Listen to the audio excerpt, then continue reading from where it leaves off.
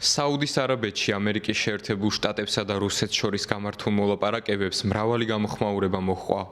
მოლაპარაკების მაგიდასთან უკრაინის დელეგაციის არყოფნამ ვაშინგტონის მოკავშირეებში აღშფოთება გამოიწვია. სამშაბათს 18 თებერვალს ელ-რიადში გამართულ მოლაპარაკებებს არც ევროპული ქვეყნების ლიდერები ესწრებოდნენ.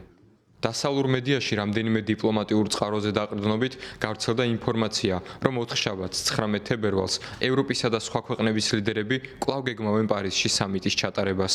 სამიტი ევროპისა და უკრაინის უსაფრთხოებას შეეხება და მას ამჯერად დაესწრება იმ ქვეყნების წარმომადგენლობაც, რომლებსაც პირველ შეხვედრაზე მონაწილეობა არ მიუღიათ. კერძოდ, მიწვეულ ქვეყნებს შორისაა ჩეხეთი, საბერძნეთი, ფინეთი, რუმინეთი, შვედეთი, ბელგია, ბალტიისპირეთისა და ნატოს სხვა წევრი ქვეყნებიც. ევროპელი ლიდერები იმედოვნებენ, რომ სამშვიდობო შეთანხმების მიღწევის შემთხვევაში მათ ექნებათ ძალა ამ შეთანხმების შესრულება უზრუნველყონ და უკრაინაში სამშვიდობო ძალები განალაგონ.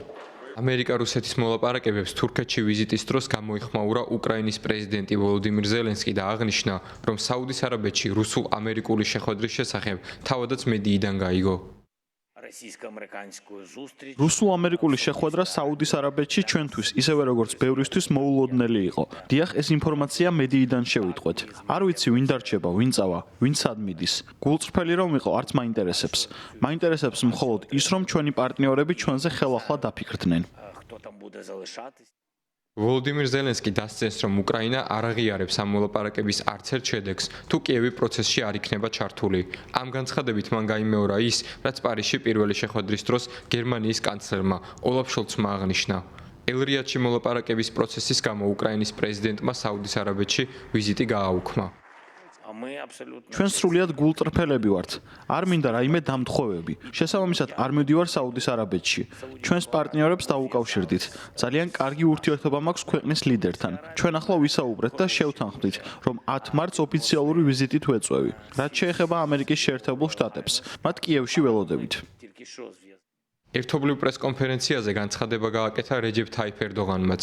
სხვა მოკავშირეებისგან განსხვავებით მას არ უსაუბრია საუდის არაბეთში მიმდინარე მოვლენებზე, თუმცა აღნიშნა, რომ დონალდ ტრამპის სურვილს ომის სწრაფად მოლაპარაკებების მეშვეობით დაასრულოს, იზიარებს და თურქეთი ამ პოლიტიკას უკვე 3 წელია მისდევს.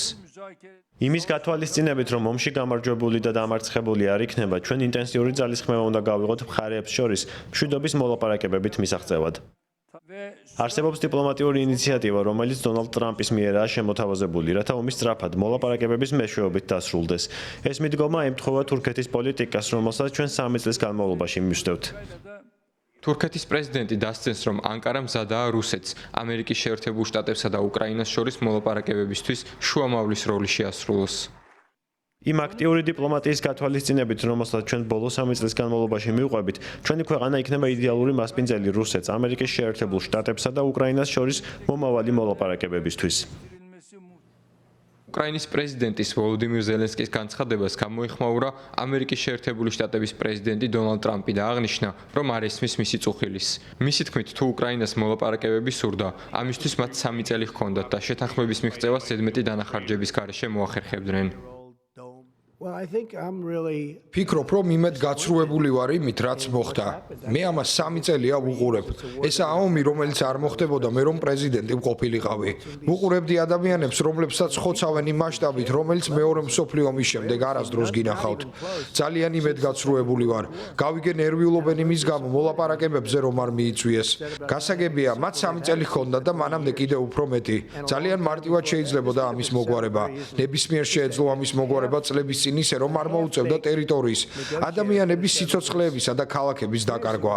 თქვენ გაქვთ ბრწყინვალე ოქროს გუმბათები, რომლებიც დამცხროულია და ვერასდროს ჩანაცვლდება. თქვენ მათ ვერ ჩაანაცვლებთ. დონალდ ტრამპი დასძენს, რომ უკრაინაში უკვე 3 წელია არჩევნები არ ჩატარებულა და ეს უნდა შეიცვალოს, რადგან ვოლოდიმირ ზელენსკის რეიტინგი ძალიან დაბალია და მას ლეგიტიმაცია არ აქვს.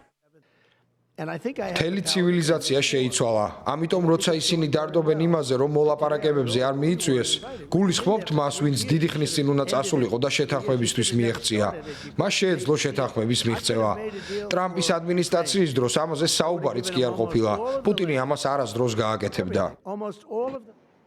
პარალელურად უკრაინასა და რუსეთში ამერიკის შეერთებული შტატების სპეციალური წარმომადგენელი კიტ კელოგი ბრიუსელში რამდენიმე ევროპელ მაღალჩინოსანს შეხვდა. კერძოდ ევროკომისიის პრეზიდენტ ურსულა ფონ დერ ლაიენსა და ნატოს გენერალურ მდივანს მარკ რუტეს. თავისი ვიზიტისას მან ჟურნალისტებთან განაცხადა, რომ რუსეთ-უკრაინის ომის დასრულებაში ევროპის როლი გადამწყვეტი იქნება, რაც აჩენს იმედს, რომ ევროპული ქვეყნები მოლაპარაკებების პროცესს ბოლომდე არ გამოეთიშებიან. მისივე თქმით, არავინ დააძალებს სუვერენული ქვეყნის არჩეულ ლიდერს მშვიდობას. კიტ კელოგი აღნიშნა, რომ ჯერ ადრეა საუბარი უსაფრთხოების გარანტიებზე და საჭიროა, რომ მოლაპარაკებების პროცესი ბოლომდე მიიყვანონ.